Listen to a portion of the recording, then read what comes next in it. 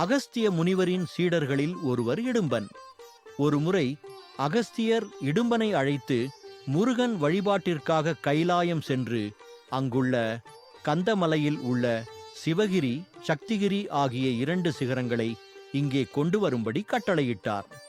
அகஸ்தியரின் கட்டளைப்படி இடும்பனும் கையிலை சென்று சிவசக்தியை வணங்கி அங்கிருந்த 2 மலைகளை இருபுறமும் தொங்கவிட்டபடி காவடியாக கட்டி எடுத்து வந்தார்.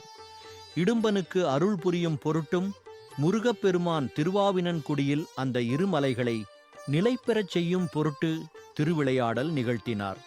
கைலாயத்திலிருந்து திரும்பிய இடும்பனுக்கு வழி தெரியாமல் திகைத்தார்.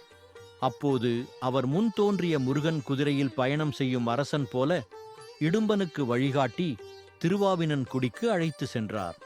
இங்கேயே சிறிது நேரம் ஓய்வெடுத்து செல்லுமாறு கூறினார். அதனால் அங்கேயே இடும்பனும் தான் காவடியாக தூக்கி வந்த மலைகளை இறக்கி வைத்துவிட்டு ஓய்வெடுத்துவிட்டு மீண்டும் புறப்படத் தயாரானார். அப்போது அந்த மலைகளை தூக்க முடியாமல் தவித்தார். அப்போது சிவகிரி மேலே ஒரு சிறுவன் கோவணத்துடன் தன் கையில் தண்டுடன் நிற்பதை பார்த்தார். உடனே சிறுவனை மலையிலிருந்து கீழே இறங்கும்படி வேண்டினான்.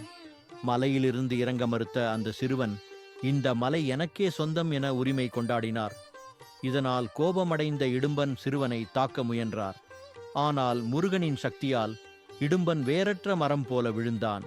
இதைக் கண்ட அகஸ்தியர் இடும்பனின் மனைவியை அழைத்துச் சென்று முருகனை வழிபட்டு இடும்பனை விடுவிக்கும்படி வேண்டினார். முருகனும் தான் நினைத்தபடி இடும்பனுக்கு அருளாட்சி புரிந்தார். அதோடு இடும்பனை தன் காவல் தெய்வமாக நியமித்தார். என்னை வணங்கும் முன் உன்னை வணங்கி மலையேற வேண்டும், உன்னை வணங்கினால் என்னை வணங்கிய அருள் கிடைக்கும் என்றும் கூறினார். இப்படி முருகனுக்கு முதலில் காவடி சுமந்த இடும்பனை தன் காவல் தெய்வமாக நியமித்ததோடு பழனி மலைக்கு இடது பக்கம் அமைந்துள்ள மலை இடும்பன் மலை என்ற பெயரில் அமைந்துள்ளது.